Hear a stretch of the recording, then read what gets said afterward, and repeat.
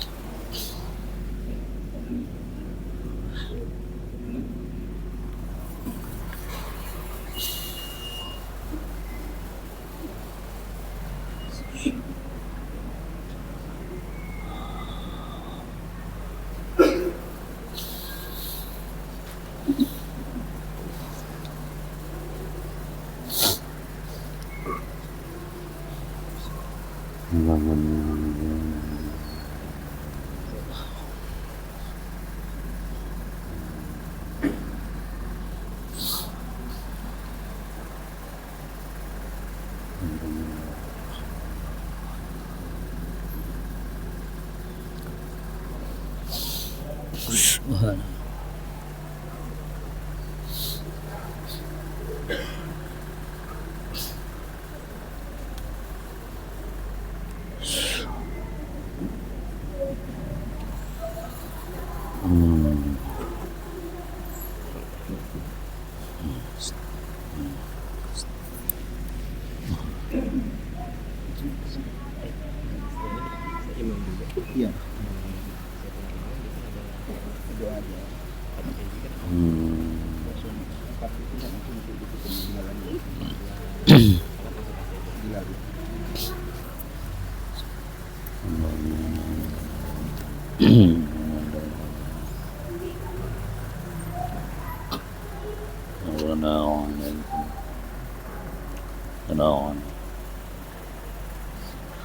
Alhamdulillah.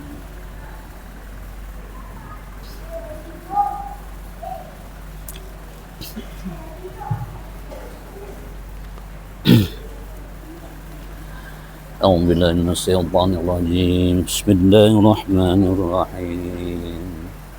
إن الله وملائكته يصلون على النبي يا أيها الذين آمنوا صلوا عليه وسلموا تسليما.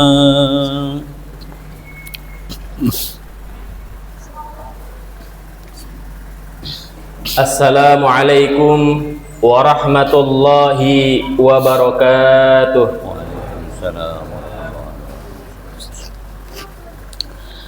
Allahu Akbar, Allahu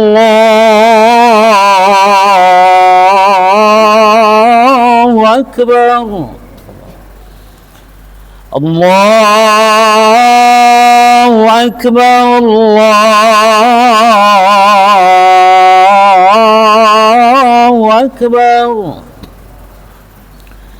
أشهد أن لا إله إلا الله.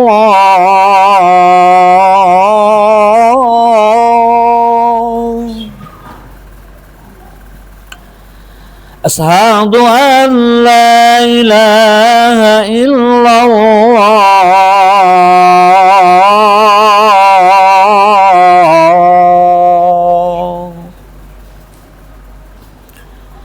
أشهد أن محمدا رسول الله.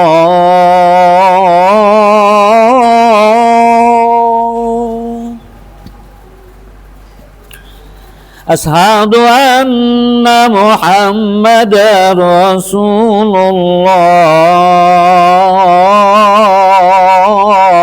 الله. حي على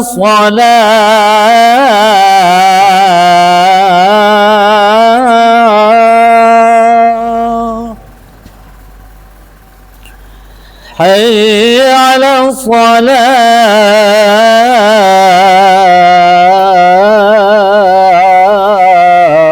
الصلاة. حي على الفلاح.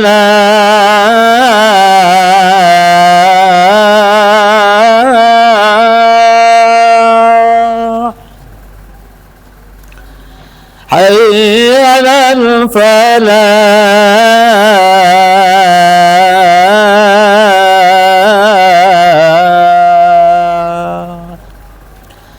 الله أكبر، الله أكبر. لا إله إلا الله. وربنا صلى الله عليه وسلم.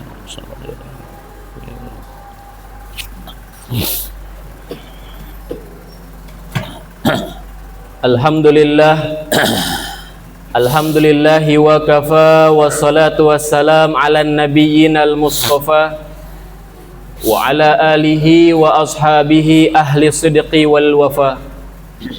Ashhadu an la ilaha illallah wahdahu la syarika lah, wa ashhadu anna muhammadan abduhu wa rasuluh wa safiyyuhu wa khaliluh addal amanah wa ballaghar risalah wa nasaha lil ummah wa tarakana 'alal mahajjatil bayda lailuha kanahariha la yazighu anha illa halik.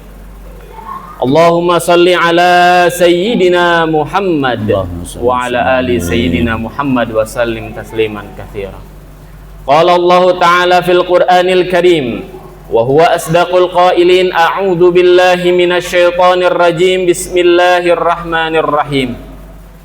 Ya ayyuhalladzina amanu taqullaha wa qulu qawlan sadida yuslih lakum a'malakum wa yaghfir lakum dhunubakum wa may yuti'illaha wa rasulahu faqad faza fawzan 'azima. Ma'asyiral muslimin, jamaah Jumat yang insyaallah dirahmati oleh Allah Subhanahu wa taala.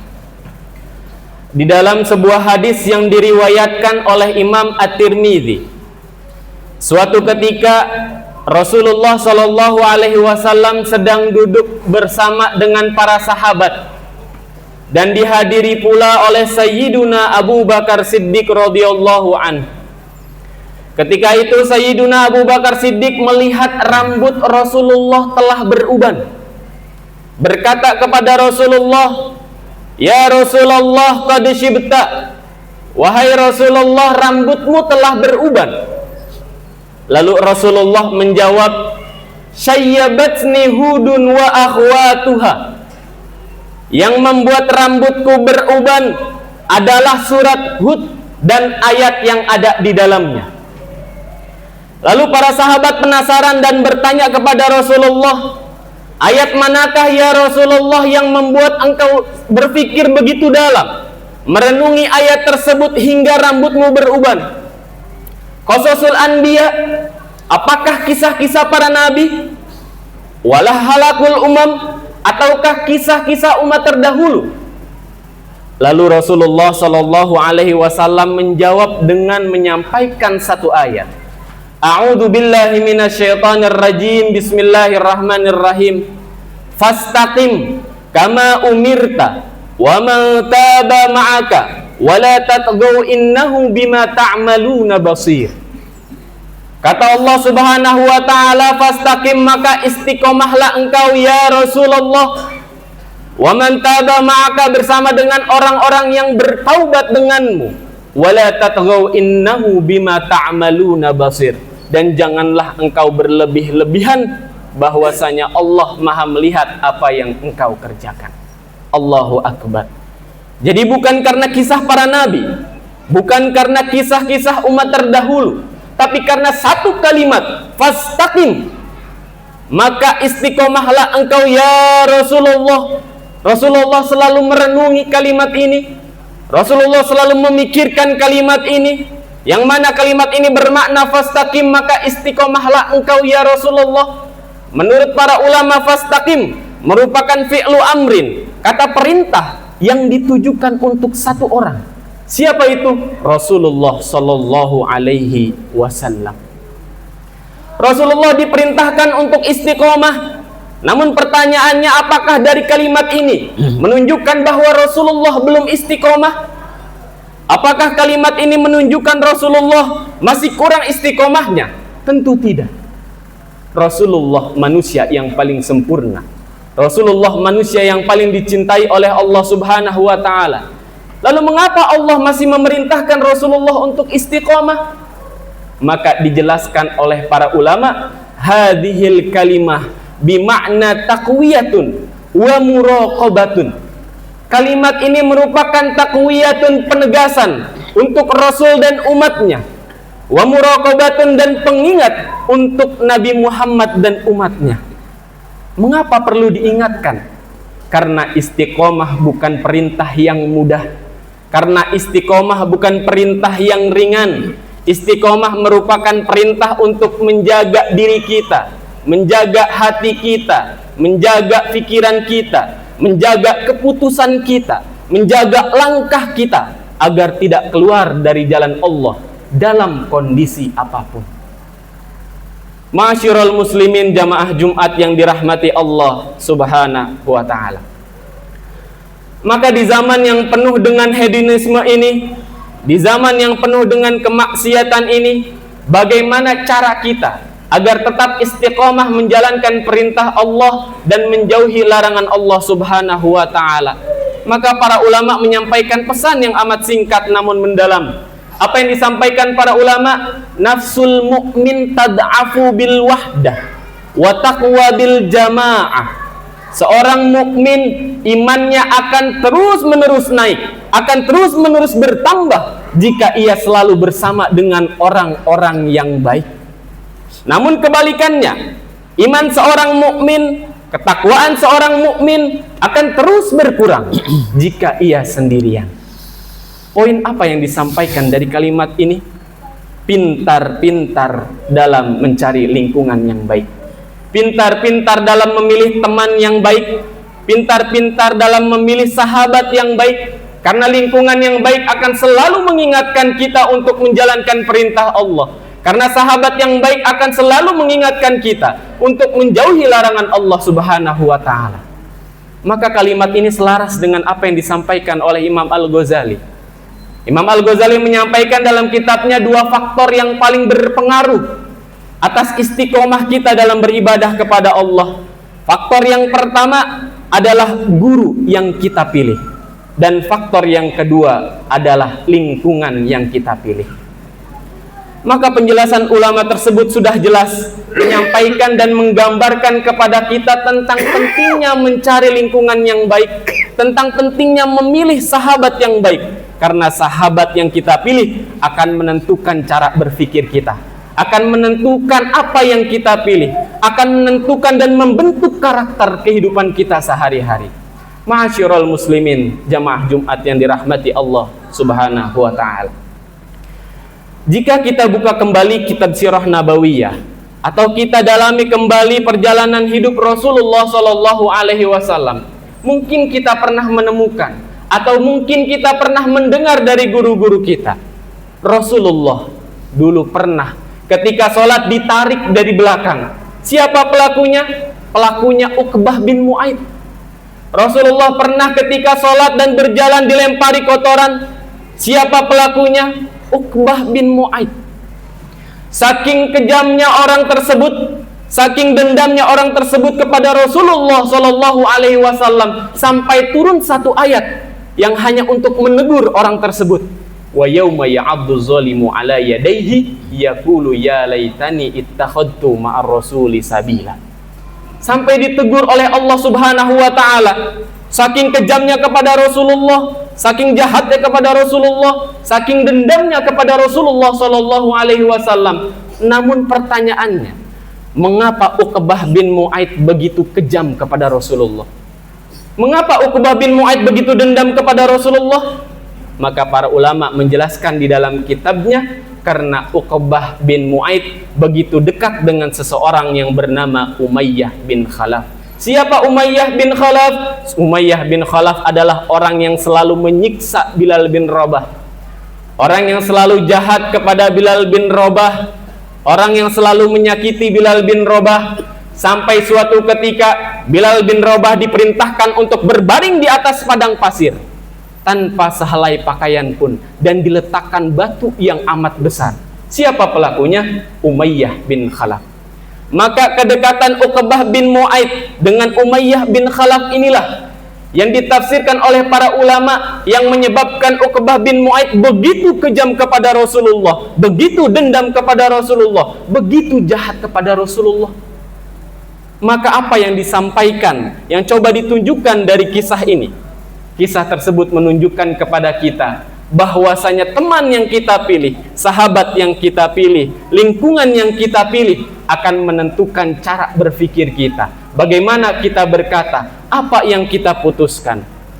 Maka pada momentum yang mulia ini, pada hari yang mulia ini, pada tempat yang mulia ini, marilah kita sama-sama tingkatkan iman kita, tingkatkan ketakwaan kita. Kita laksanakan perintah Allah, yaitu istiqomah menjalankan perintah Allah dan istiqomah menjauhi larangan Allah Subhanahu wa ta'ala dengan cara memilih lingkungan yang baik, memilih sahabat yang baik. Barakallahu li wa lakum fil Qur'anil azim wa nafa'ani wa iyyakum bima fihi minal ayati wa dzikril hakim wa taqabbala minni wa minkum tilawatah innahu huwal ghafurur rahim. Allahumma salli ala sayyidina Muhammad wa ala ali sayyidina Muhammad.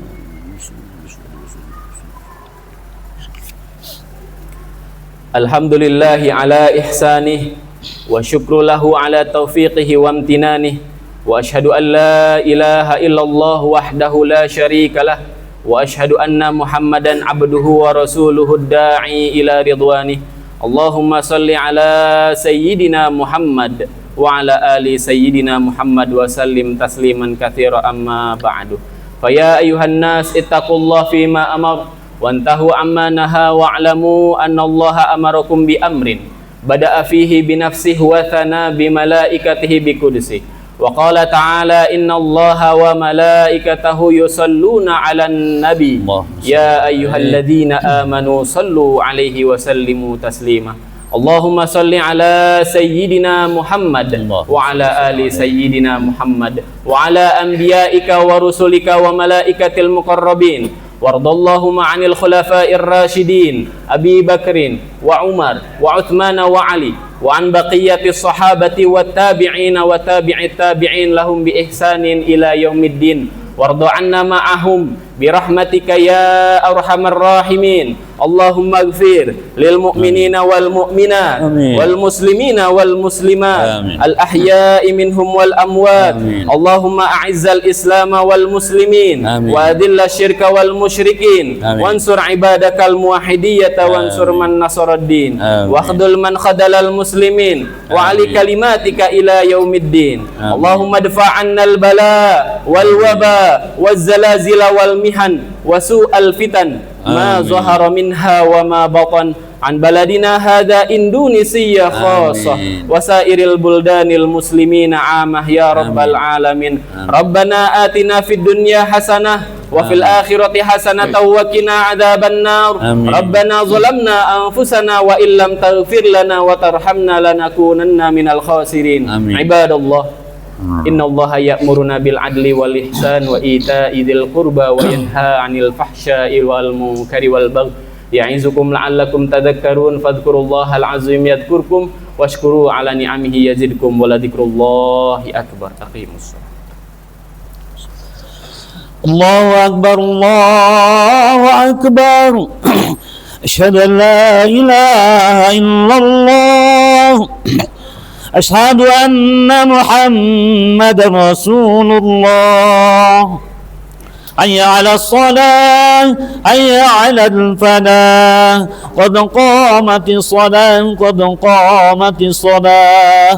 الله أكبر الله أكبر لا إله إلا الله.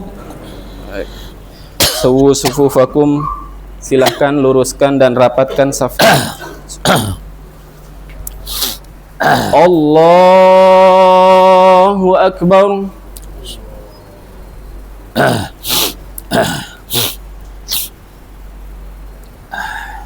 Bismillahirrahmanirrahim. Alhamdulillahi rabbil alamin. Ar-Rahmanir-Rahim, Maliki yaumiddin. Iyyaka na'budu wa iyyaka nasta'in. Ihdinas siratal mustaqim. Siratal ladzina an'amta 'alaihim ghairil maghdubi 'alaihim waladdallin.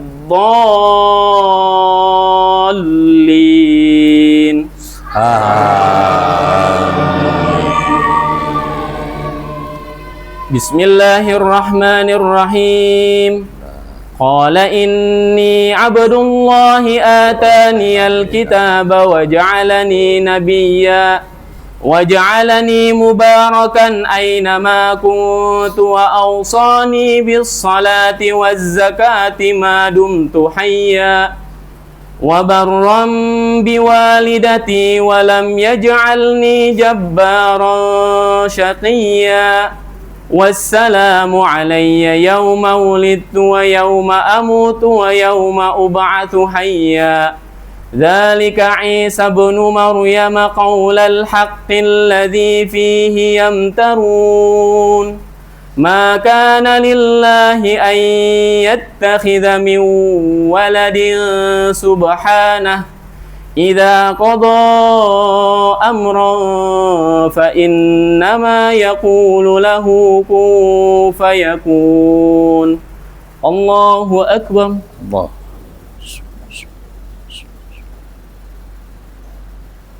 سمع الله لمن حمده Allah hamda rabbana. الله أكبر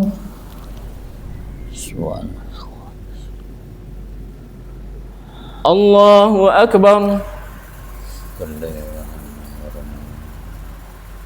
الله أكبر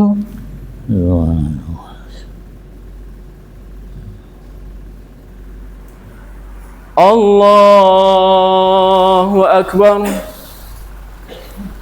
بسم الله الرحمن الرحيم الحمد لله رب العالمين الرحمن الرحيم مالك يوم الدين إياك نعبد وإياك نستعين اهدنا الصراط المستقيم صراط الذين أنعمت عليهم غير المغضوب عليهم ولا الضالين Amin.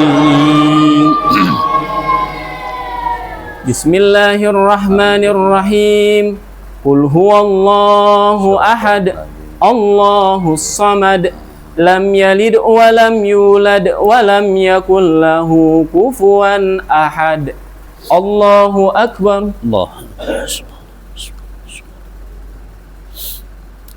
سمع الله لمن حمده Rabbana lakal hamd. الله أكبر الله أكبر Bendera Allah. الله أكبر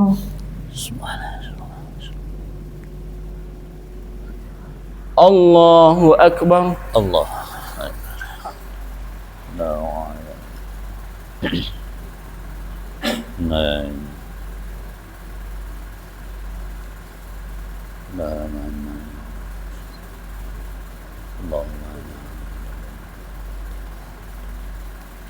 Assalamualaikum warahmatullah. Assalamualaikum warahmatullah. Assalamualaikum.